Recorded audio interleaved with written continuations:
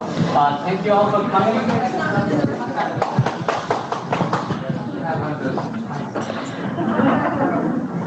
Good afternoon, everyone. Thanks for coming. I see colleagues from nursing, rehab, obviously medicine, primary care, senior care. It really takes a village to take care of our older adults through the continuum. So I'm really glad we had representation from various disciplines. Welcome to our Geriatric Medicine Grand Rounds. We do this quarterly. Thanks to our section head, section chief, Dr. Maria Martin, for helping us organize these and giving us the opportunity to invite the experts from all over the place. Today, well, I am Ankur Burija. I'm a faculty in Geriatric Medicine section and director of inpatient Geriatric Medicine programs and have worked with many of you already.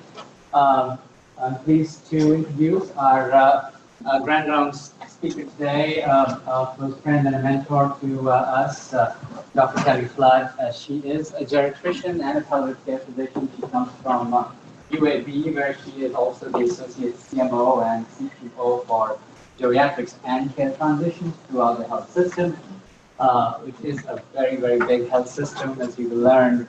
And she's been telling us stories of how 10 years ago, she walked into a geriatric desert, being the only geriatrician there, and to today, creating an army of 300, 400 plus champions all over the place, building structures, processes, bottom up, creating an age-friendly, truly age-friendly health system, one surely we are working on here at Stanford. So she was also this year, 2019 AGS, American Geriatric Society Clinician of the Year. So we're really excited about that. Thank you. Thank you. I think I can go on and on, but we should get you here. So thanks again, Kellie, for coming. Thank you so much. Really appreciate it. Can everybody hear me? Can you hear me too much? Is it too loud? So huge blessing and honor and privilege to get to be here with you all today. Huge thank you to Dr. Burija and Dr. Martin and your entire team. I was super honored and excited to get the invitation to come see Stanford for the first time. So really honored, and have also been following your great work and learning from your work, especially with your trauma surgery collaborations. And I've taken several pages of notes from my visit that we'll be taking back to UAB to bring your best practices to us as well. So we'll go ahead and get started. I do bring you warm greetings from Birmingham, Alabama. I mean that both figuratively and literally. When I left yesterday, it was 97 degrees. However, everyone was excited. It's supposed to be 87 today, so we're finally going to get a breath of fresh air. Thoroughly am enjoying your weather. Went on 2 walks yesterday when I got here, loved it. So this is actually a picture of Birmingham, Alabama. I am not a native, although I've been told I sound sometimes like I am a native of Alabama. So I was not expecting Birmingham to be this hilly. It sits in the foothills of the Appalachian mountain chain. This is actually the view out by the airport. And about 2 miles from my house, there's all these hiking trails and parks all throughout the city. About 2 miles from my house is this park called Red Mountain. It's philanthropy funded, and they're always opening new trails all the time. So this is one of the trails. We were out hiking one day, and you sort of turn a corner, and all of a sudden pops up these 2 wooden chairs in the middle of nowhere in this Red Mountain Park. And when you get up to the chairs and you sit in them, that's the view. This is just 2 miles from my house. And that's me in the chairs. So these are really big chairs. These chairs fit like a family of 4 in them. And actually, since this picture, they've added 2 more chairs and a middle table, and they're all like giant sized, I will tell you. But I present this picture because this is a little bit what it feels like to be invited to the great Stanford, where you all are already a nationally recognized best top performing hospital in geriatric care. And as a college football fanatic, I'm also a huge fan of your tree. And on my walk, I found your stadium. I totally get why the tree is the unofficial official mascot. You could barely see the stadium. So it's so beautiful. So clearly I'm not going to teach you all anything kind of about geriatrics. You're already a national best recognized place. But I and our team, we kind of live in the space of clinical operations, implementation science, change management, quality improvement. So that'll kind of be the space that we talk about today. So it might be a slightly atypical, perhaps grand round talk, but hopefully we'll have some entertainment in it. But here's kind of our 3 chapters of our story. We're going to talk about what we know about delivering age-friendly hospital care. I'll tell you, we're going to focus today on our hospital as the setting, but these strategies apply across all settings, so clinic, nursing homes.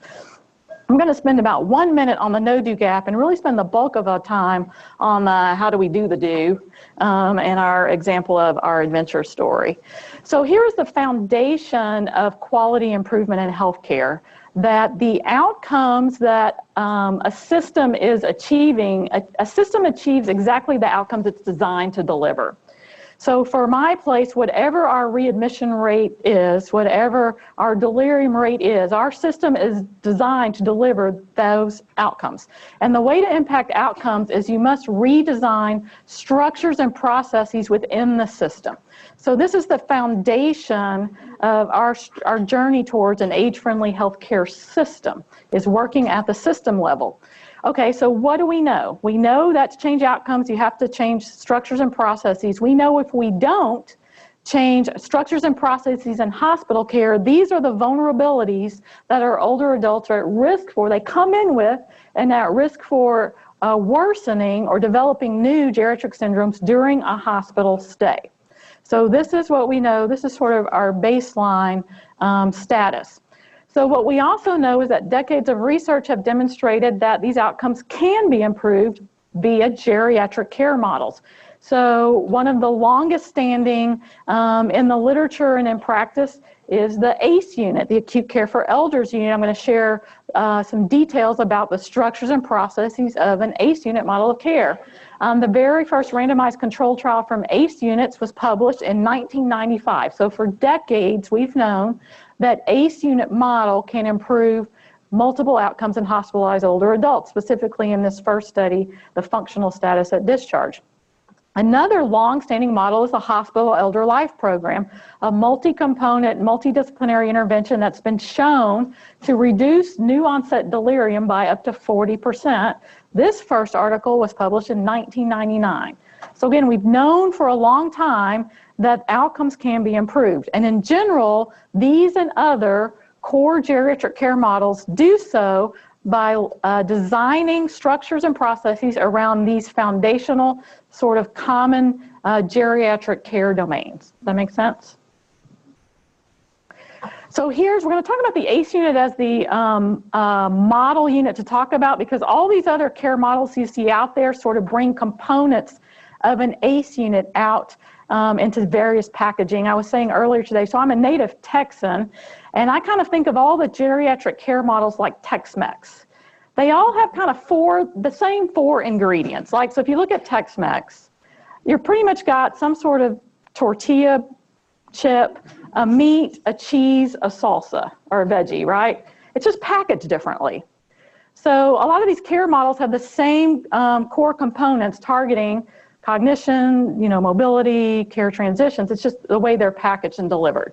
So here's the model of a typical acute care for elders unit, and this is how our ACE unit is structured. So an older adult gets acutely ill, they have to come into the unit, and the model is designed around proactively prehabbing older adults. So not waiting till a new impairment occurs, but specifically looking for geriatric risk factors at the time of admission, and then designing a care plan in a safe environment to prevent new onset geriatric syndromes or manage the ones that patients come in with. So a specialized environment helps. It's not necessary. It's not. You don't have to have redesigned your unit before you launch an ACE unit. In fact, we didn't redesign our ACE unit until we'd been an ACE unit for 4 years. But a specialized environment does help.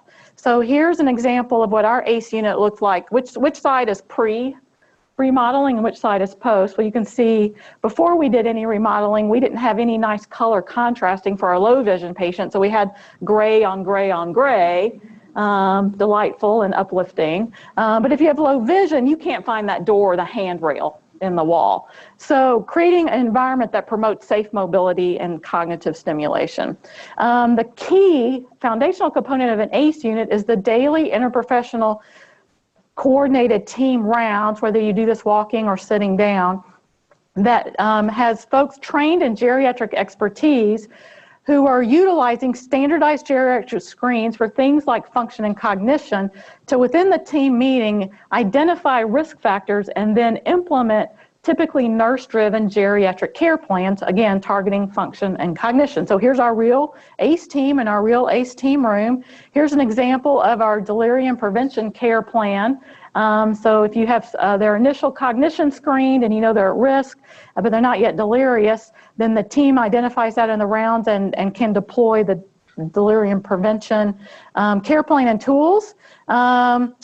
We look at medication safety and have a pharmacist in our team meeting every single day. This is actually initially was a handout that we created to give to patients and families and team members, but our ACE unit actually blew it up and put it on the wall of our ACE unit, which I really love because it sort of educates every single provider that comes through that takes care of our patients. And so essentially what we were able to do is take those core components of an ACE unit, implement it, and the other advantage is you start care transition planning from day one. So our ACE unit is a hospitalist unit, and our patients are actually admitted to hospitalist physicians. They are not admitted to a geriatrician. So when we had our ACE unit up and going for its first full year, which is back in fiscal year 10, we had a unique opportunity in the ACE unit research world to really compare our ACE model to our usual care model, because we have 7 hospitalist units. And so we had a perfect comparison unit at the time, was about the same size, had the exact same nursing to patient ratio. Our ACE unit had a little bit better physical therapy to patient ratio. But at the time, the same groups of doctors and nurse practitioners from hospital medicine were rotating through the ACE unit and their usual care unit. So we could take the confounding variable of the doctor out of the equation when evaluating the impact of the team model. Also, our usual care hospitalist unit was also having a daily team meeting. Theirs actually lasted an hour, it was longer, and it was solely focused on discharge planning. And it did not have all those people around the table. It only had the doctor, the hospitalist, the social worker, the care manager, and the charge nurse. It didn't have the therapist, the pharmacist, the bedside nurse, and all those folks. Both units could have geriatric consultation, but again, the difference in the ACE model was what I just explained, and coming out of that team meeting came delirium prevention, safe mobility, volunteers assisting during mealtime, and we did have counseling interns to support our patients and families, and also our ACE unit staff, because this is really hard work. So that's the model. We also know at the time our patient populations in fiscal year 10 looked exactly the same. Our patient populations on ACE and usual care were the same age, same comorbidity risk, and most importantly, they had the same case mix index, which says it should have cost the same amount of money to take care of these patients, whether they went to ACE or usual care.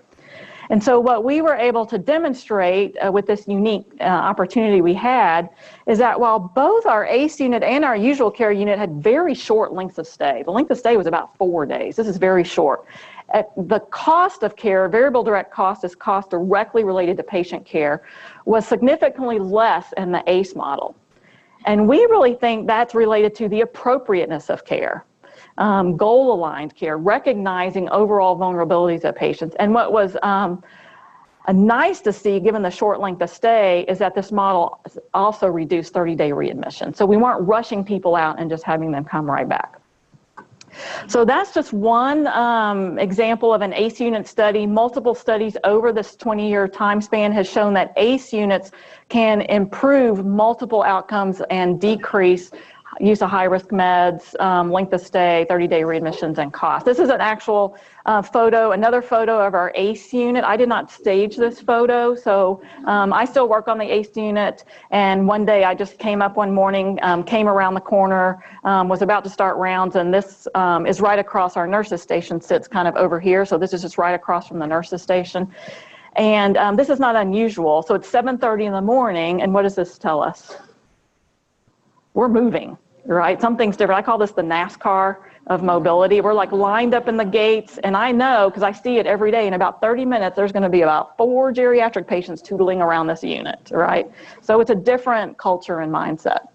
Okay, so that's what we know. We know outcomes can be improved by implementing structures and processes that target core geriatric domains. So the John A. Hartford Foundation, which has been funding geriatric care improvement for decades, is currently supporting financially 2 national initiatives. One, you all are in, the Institute for Healthcare Improvement Age-Friendly Health System Initiative, which assist hospitals in, again, redesigning their system to address what they call the 4 M's. Okay, so what matters are goal-aligned care, medication, mentation, mobility. Sounds a lot like ACE care, right?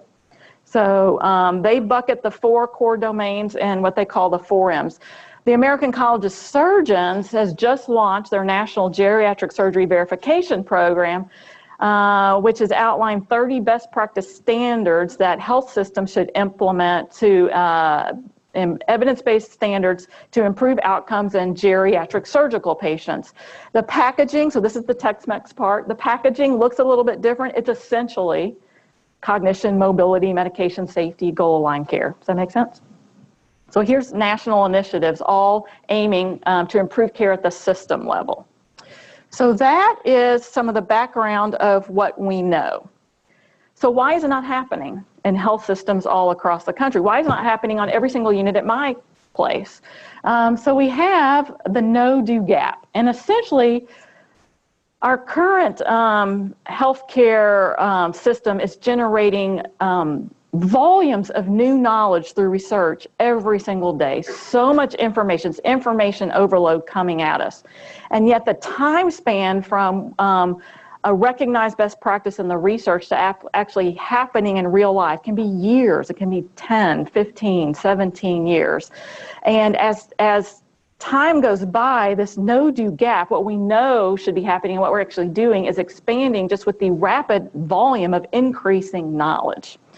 And so why is that? Well, we're all working in complex, adaptive, dynamic systems. So in healthcare, again, I don't know about your place, but mine birthed up in silos, right? So we have all these different silos across a very complicated place. So you have the system issues. And then who here works with human beings? And all human beings love change, right? Right, so you get the human factor, the change management factor. And even though, yes, we have employers, we're all semi-autonomous people, right? So you've got the human factor.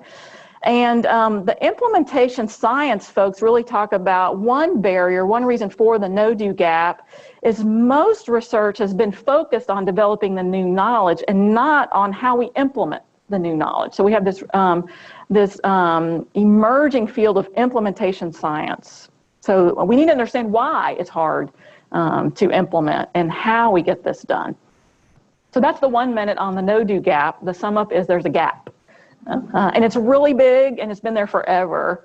But we're all going to have to figure out how to overcome the gap. So that leads us to our adventure story.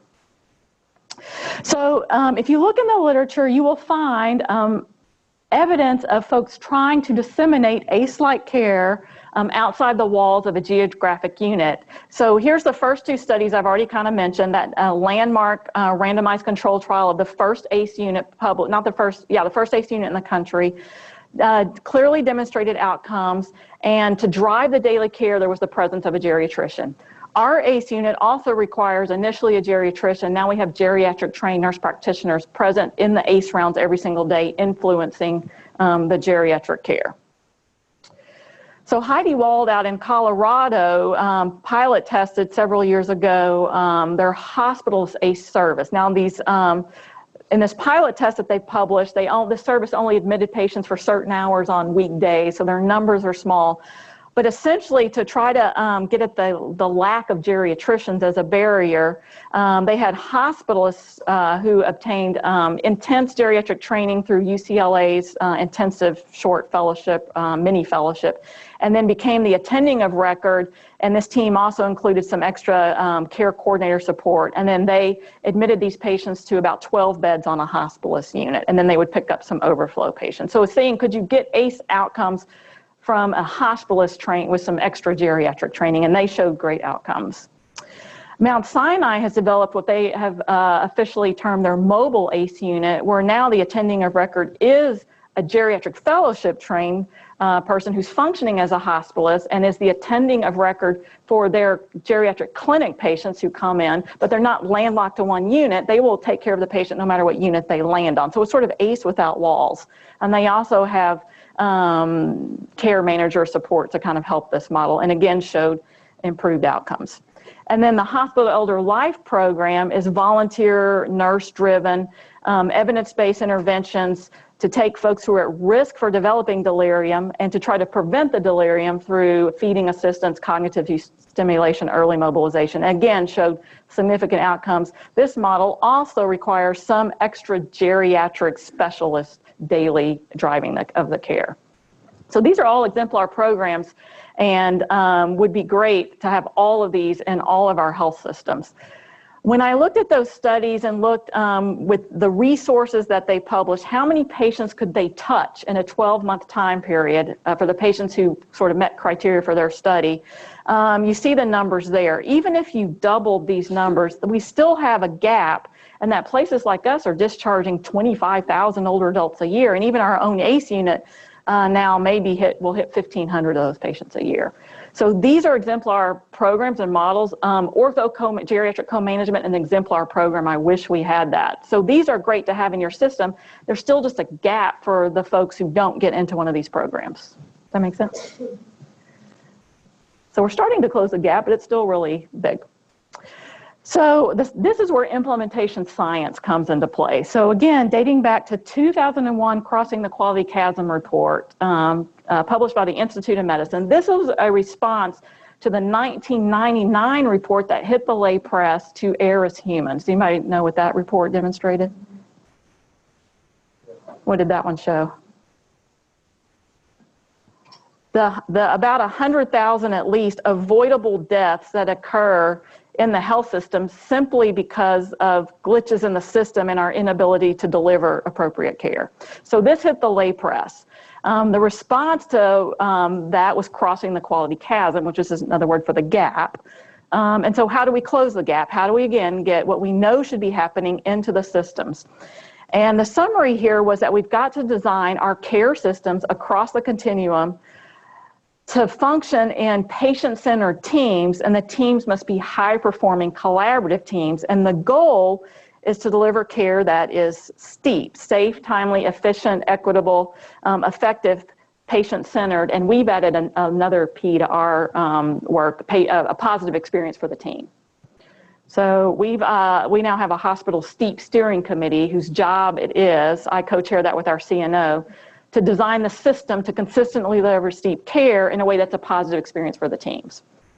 Don Berwick, which everyone will know is sort of the father of quality improvement, and leads IHI, and we had the opportunity to be in a meeting with him as an age-friendly health system out at the IHI meeting last December. And in this room, so he's the author of Crossing the Quality Chasm and the Triple Aim and really the quality movement. And in this room, there's about 20 health systems in cohort 1 of the age-friendly health system movement. So there's about 30 to 40 people in the room. So we're just having a conversation with Don about how do you get this done. And somebody asked him the question, well, how do you redesign a complicated academic medical center to deliver care that is STEEP? And on this butcher paper, he's drawn this diagram. And he basically says the game is won at the microsystem level. In a hospital, the microsystem is the unit or the service. So the patient and family know what care they want. They know their goals. The microsystem, you all working on the front lines, know the best practice and want to be able to deliver that. We need the organization and the external environment to support the microsystem with information, resources, barrier removal, team models of care to then be able to deliver care that is STEEP. So the game is won at the microsystem level. So we kind of have that in our minds. So here's our system. It's at the macro system level. But this is UAB Hospital. In the picture, the red brick is sort of all of UAB. Now, this is our undergraduate school, all of our allied schools, and our various hospital pavilions that it fits. The hospital alone is about on 6 city blocks, but it's all the same hospital. It all goes into that bed count.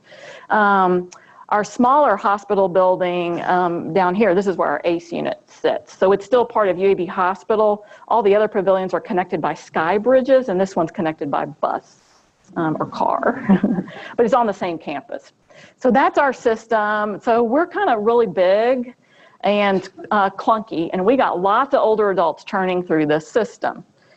So as Ankar mentioned in chapter 1 of our adventure story, our system was a geriatric desert prior to 2008. So UAB had robust geriatric programs, they just weren't in the hospital. So we had nothing. And then in 2008, we launched our ACE unit, which is the model I just described to you. So this is our innovation unit, our pilot test lab, our gold star unit, where we're going to learn how to get ACE unit care to the system. So this is the journey, the adventure story we've been on for 10 years. So there's two components we've learned from experts across the country like you all and from literature review and trainings, folks training us. This really requires not just quality improvement, but also change management. Because remember, we're an adaptive system that have systems with human beings. So really the human being change management we are finding is a little bit of the heavier lift, but if you're proactive, that's really where the game can be won. So we were taught by folks at AGS and have really found helpful for our change management strategy, Kotter's 8 Steps for Leading Change. And they're listed here in an order, but it's really a cyclical, iterative process. So on any given program or initiative, we're always sort of cycling through. We might be in several stages at once. But one key initial step that you've got to get your stakeholders to is they've got to want to change, and that's to create the sense of urgency. So really intentionally build in ways, and I'll show you examples as we go through this story, to create urgency, whether it's in that frontline patient care technician or the health system CEO. Both of them, their heart has to be into it. They have to want the change to happen. Then it's like much smoother sailing. If everybody agrees that we must change, we must do this work. The other key for us out of the gate for every new initiative, a large initiative, especially like our ACE unit, is we form the ACE unit development team, the Geriatric Scholar Program development team. And so here's a picture of one of our development team meetings. We're doing a SWOT analysis to kind of reboot our ACE unit a few years ago. And what I love about this is the person leading this team meeting is not a clinician, that's a vice president. So you have this development team that includes your health system leadership on it, and they all have a sense of urgency, and they own really driving this change. And again, this is using Kotter's steps for leading change. It really makes the change initiative much easier. So we always have these development teams, and they're always led by this triad of an administrative leader, a geriatrician, and a nurse leader. So that's the triad. Now, the development team helps to create the vision, the strategy, communicate, and then I'll pick up how we actually implement as we go. So that's the change management piece. So if we can get the human beings agreeing that we need to change, now we have to change in a really smart way so we don't change and add more chaos to the system. So that's where the quality improvement skills and techniques come in. And again, our team got formal training in quality improvement. So for big projects like our geriatric surgery verification program, we create project charters. So everybody on the team is aware what's the goal, and this helps us prevent scope creep, because once you start working on one geriatric problem, you're going to uncover 10 more, right? We call that the world's biggest onion. And so you need a project charter to at least put the guardrails in place so you can get through one, or you'll be derailed and end up down rabbit holes and you won't get anything, won't get some early wins. And then we implement for smaller tests of change, IHI's Plan, Do, Study, Act, and then we do a whole lot of process mapping. And we have performance excellence support that comes and helps us. This, the sticky note paper is actually us process mapping our current state around mobilizing patients that we use to create our safe mobility care plan and work. And then that gets formalized into process maps. And our dashboard is not as good as y'all's dashboard, so we're going to model our dashboard. But that's a picture of our first rollout of our nursing dashboard, which will include various mobility outcomes you see there, and then we're going to add delirium to that and other items that you all have on your dashboard. Now, in these, do you guys do process mapping? So you know you want to get the frontline staff in the room because they're the experts. And sometimes when you get frontline staff in the room, maybe they're also in the room with some, you guys probably don't have this, but from some long-standing physician who's, we've been doing this way for 20 years and this is my baby and don't touch it. You don't have that. We have a few of those. So in one of our process maps, we brought in the sacred cow. So the frontline staff could write on the sticky note what they were afraid to actually kind of own and stick it to the cow anonymously. And we got about 8, and they were all dead on. And we're working through those right now. So it's a safe space. Okay, so now, so we know how we're going to approach our stakeholders with change management. We've got the quality improvement tools, but we're a really big system. We're a desert. So we need a way to operationalize the implementation. So we basically need to create an army of change agents. And this is a journey we started in 2009 and really had no idea the impact it would have, and we're learning as we go. But in 2009, we launched our Geriatric Scholar Program, our interprofessional track. That's a 2-year program where anyone who works at UAB can apply. They go through a competitive application process to get to be a geriatric scholar. So short essay, application, interview. It's a really big deal at our place to get to be a scholar. And in year 1, we deliver 40 hours of geriatric knowledge and skills. I'll show you in a minute. So we're equipping the scholars, right? And in year 2, we mentor them through those PDSA cycles and interprofessional teams to work on one small process change in their microsystem because they're the experts. That's the empowerment part. So equipped and empowered is what we're trying to do. In 2014, we added a 1-year track for our non-licensed staff, so for our patient care technicians. We're getting this year our first environmental services person. We're super excited. We've been trying to recruit one for a while. So this is our operations arm. So here's what year 1 looks like. So both tracks come into this 16-hour workshop that happens every October. And then both do monthly learning. Our licensed staff do 1-hour lunch and learns with sort of application homework afterwards. Our patient support groups do 3-hour workshops that apply to their work. So they'll get a workshop on how do you get a dementia patient to like brush their teeth and take a bath or mobilize, or a lot of skincare. So the curriculum is designed for their workflow. Our interprofessional folks do clinical rotations where now they can learn to apply their knowledge. Everybody goes to the nursing home. And then they get to pick 2 from the following rotations, which are now precepted by our graduating scholars. So we've been able to expand our bandwidth. Everybody does the simulation sessions where we can actually observe if they're actually practicing the skills correctly, so they can actually do the geriatric skills such as delirium assessment that we've taught them. And then they all kinds of active team learning, case-based learning, and pre-reading and homework. This is an example of our workshop that's exploded in number, but we still need to keep it very interactive. So we get now somewhere kind of 40 to 60 per year. It happens in this space on the top of our library called the Edge of Chaos is the name of the space, which is appropriately named when you got 60 people in 10 different small groups. But for example, for delirium, they do concept mapping, the precipitating and predisposing factors for delirium and what they could have done to prevent it. And this is a row of concept maps that they vote on. And in this picture, you have a patient care technician teaching a group of 60 people how to prevent delirium. So our chaplains can concept map delirium and recognize delirium. So that's the idea. So creating a sense of urgency. In this workshop, we bring in family caregivers to share their story, and they get to interview the family caregivers and hear what went well and what they could have done differently, and how this can never happen again. We do the aging sensitivity. I'm sure you all do this too, where you put the glasses on and the gloves and the cotton in the ears, but then we have them get their lunch. They have to fix their lunch in the lunch line. And what we learned when we went from 18 scholars in a class to 60 is we need 3 lunch lines. So that first year we budgeted an hour for lunch and still only had the 1 lunch line, and it took 45 minutes to get all of them through to get their lunch. So now we have 3 lunch lines. But when they come out of this 2-day workshop, there's a big chalkboard and they can write whatever they want. This is what they write. I thought I knew, but I had no idea. We are the change. Because the other message is their job is not just to learn. They are the change agent. That's their job. And every single month they report back. Their job is to take what we teach them, we give them all the materials, and to push it out to their microsystem. And they turn in every month who they taught, what they taught. If it's 5 minutes at shift huddle or 30 minutes at a staff meeting, or bedside problem solving around delirium, they report in, and it's an accountability piece, how they're impacting their microsystem.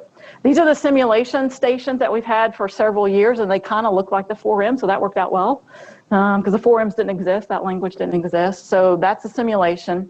And this is pictures of simulation. So we have this older adult theater group in Birmingham, and we hired them as our actors, and they play delirium perfectly and dementia perfectly. Our scholars come through and they're, holy smoke, that's what it's like. That was it. And then we have an interprofessional debrief and team meeting after all the sim stations. So you're getting the idea through rapid cycle, small PDSA change. If your goal is to eliminate restraint use throughout all of UAB, then you have to do that in multiple small cycles. You have to teach UAB what is delirium. You have to figure out how you're going to screen for it. You have to figure out what you're going to do with that information. You have to pilot test bringing a delirium prevention toolbox to the unit. So through several years, the idea is you've really pilot tested with your frontline experts who then become your change agents with credibility, because they will go to the other units and say, this actually makes my job easier. This is the right thing to do. So I'll share a few heroes in our adventure story. So this is 2 of our graduates from this year from our trauma units. And their scholar project, there's a nonprofit organization in Birmingham called the Dannon Project, and they have developed training programs for at-risk youth. And one of their training arms are certified programs to train certified medical assistants, nursing assistants, that kind of level. So folks who could come into our organization to work as patient care technicians. So our 2 geriatric scholars partnered with the Dannon Project and brought the geriatric curriculum to their curriculum. So they're teaching these folks, not only are they learning, how to draw blood, but they're also learning the sensitivity exercise. Here they're having to count pills. And up there they're trying to dress themselves. So jobs that a patient care technician would do would be to help a person dress. And then they debrief about it. And these at-risk youth who really come from not much can write that after going through this sensitivity exercise, they are blessed for what they have. They're grateful.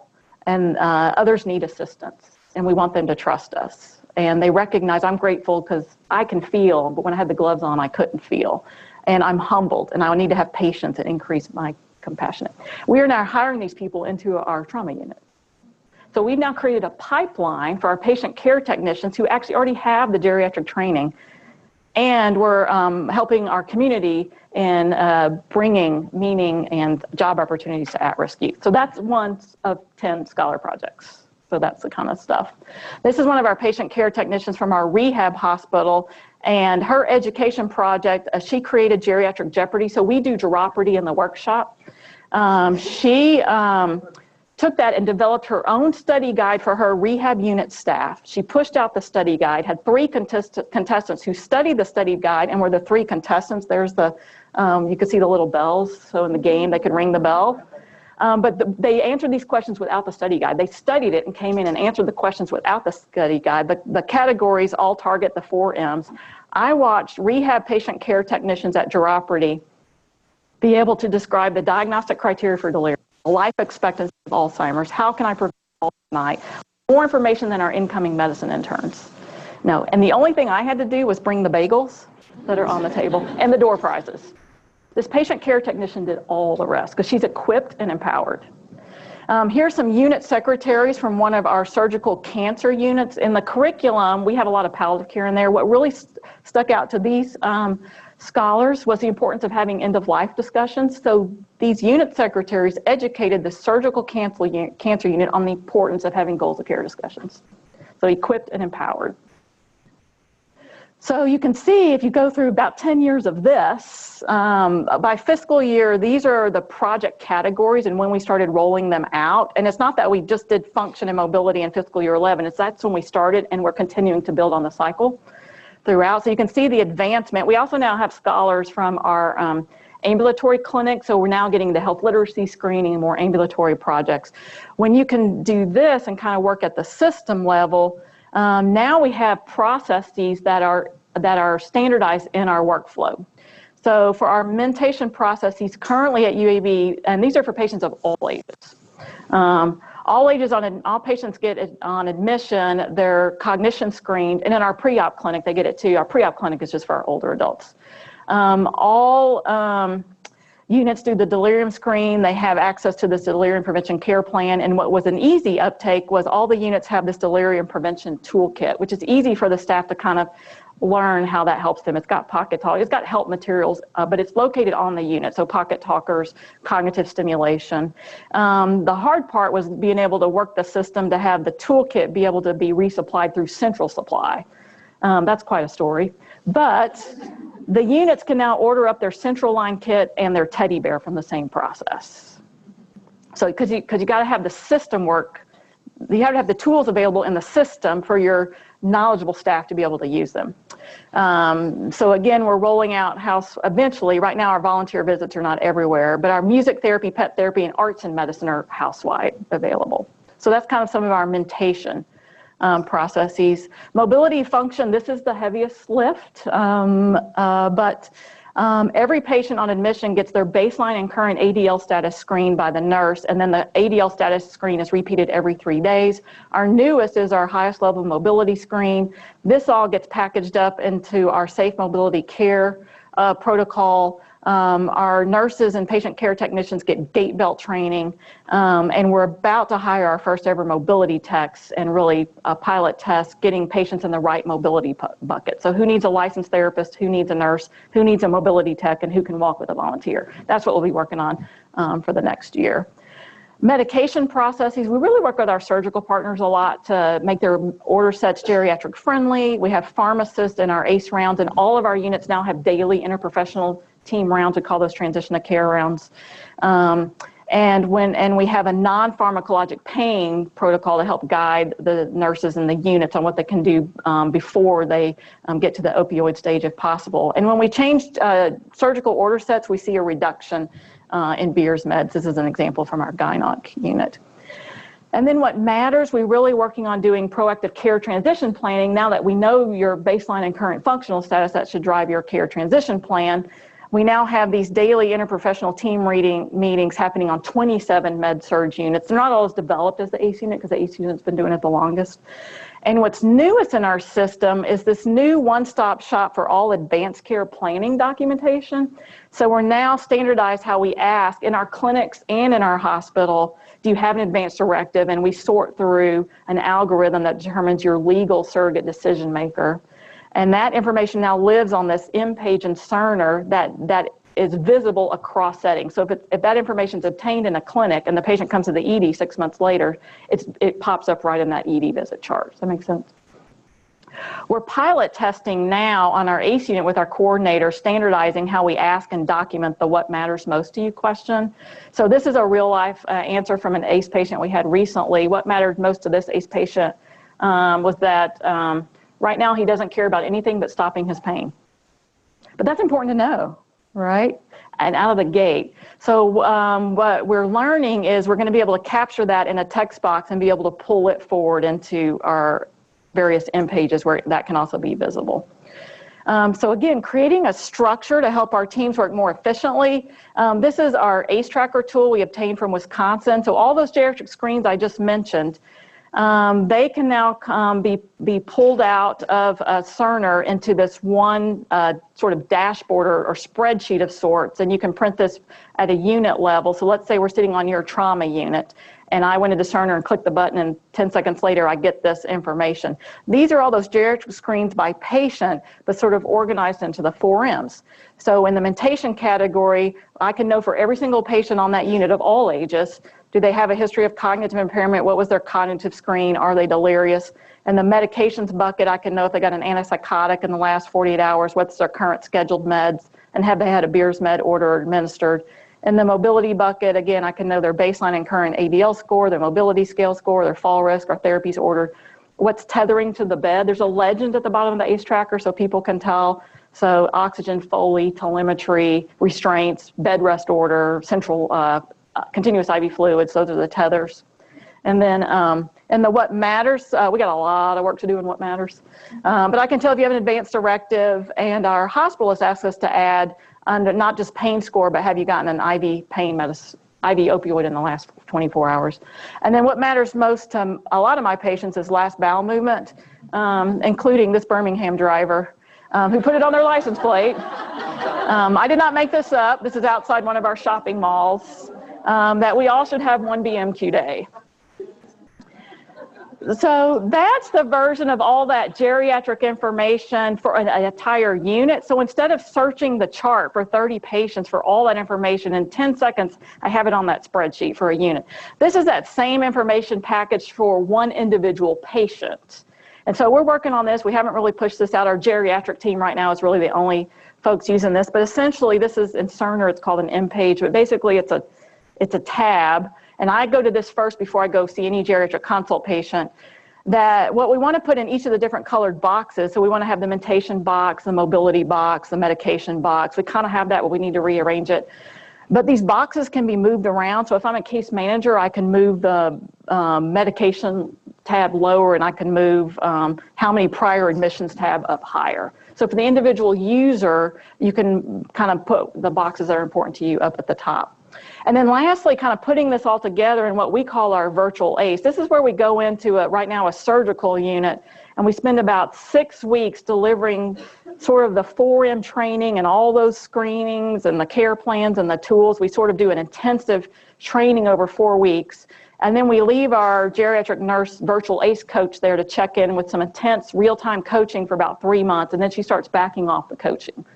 And then we see, can we actually improve the geriatric outcomes? And again, not have to have a geriatrician on the unit every single day driving the care. And our first unit to do this was an orthopedic surgery unit, and this is so far the only unit that we've published from. But essentially, when our research assistant went and asked before and after we did the virtual ACE intervention, in the last 24 hours, did you sit in a chair and walk in the hall? These orthopedic surgery patients with the broken bones, it looks like we could improve their mobility. And we're not doing delirium incidents. We don't have the bandwidth yet, but at least in this random convenient sample, what proportion of patients were delirious at the time the research assistant came by, and that looked like it dropped. We've now done this on much larger numbers across multiple surgical units, and we're seeing the same pattern. Mobility gets better, delirium prevalence seems to drop, and this is without adding any new staffing to the units or any geriatrician. So we're trying to get the system to deliver this care on its own. And that's the ultimate goal of the science of implementation. So what we're learning, if you can have your stakeholders with a sense of urgency, and they got to be equipped and empowered, they need help in sort of coaching the PDSA cycles and actually overcoming the barriers to implement. But the idea is, the goal is that age-friendly care becomes just care. It just becomes standard operating procedures. So now as your nursing your nurses are turning over, when you're onboarding a new nurse, she's walking ideally, we're not there yet, but this is a goal, she's walking into an orthopedic surgery unit where she just learns the delirium toolbox and the pocket talker and the importance of mobility. That's the goal we're working towards. So part of the change management is you've got to celebrate wins along the way, small things, handwritten thank you notes, pizza parties. But every year, once a year in September, we just had this on September 6th, we have our annual Geriatric Quality Symposium. These are photos from just a couple weeks ago. It's in our largest auditorium where Madison Grand Rounds is. So we get about 150 to 250, depending on the year. Come, and the scholars, an hour before, the scholars present their project posters. So this is a sleep hygiene project from this year's scholars, our first ever sleep hygiene project. And this is their graduation ceremony, which is the second hour, where we celebrate them. So our patient care technicians, our nurses, our therapists, our chaplains are all praised and recognized in our largest auditoriums with our senior vice president, our chief nursing officer, our families, donors come, our community partners, our health volunteer comes, everybody comes. Our next initiative is to try to really hardwire that true interprofessional team model in like the ACE unit has in all 27 of our med-surg units. So we're implementing what Indiana published a few years ago, this accountable care team model, where we're going to put in all of our units these core structures and processes. So we're going to identify interprofessional leaders and equip them for each unit and equip them with leadership training and performance excellence support and access to their data, so they become equipped to do their own little PDSA cycles and improve their own microsystem and have high-performing daily transition of care rounds. We think that will create the microsystem environment that then is more readily able to input the 4M's care. So our neurology unit is one of our early accountable care team units, where instead of our virtual ACE coach spending 3 months of intensive coaching on our orthopedic surgery unit, she spent about 3 weeks coaching the interprofessional leaders on this neurology unit around the mobility processes. And we got the same uptick and sustainability of a new process like the mobility skill with a fraction of the time it took us to go coach. So we're hopeful that as we shore up each of our units to be truly interprofessional collaborative teams, that we'll be able to pick up speed in bringing the geriatric care processes. So this is sort of where we are today. We have these very specific programs, and they're kind of sitting, we're about to launch our second ACE unit. So they're kind of in our system, but overlaying across the whole system are over 300 of these geriatric scholars, and coming soon as a microsystem environment, better able, I think, to then accept and implement the geriatric care. And this is our future state draft, where we're creating sort of an age-friendly service line and a serious illness service line.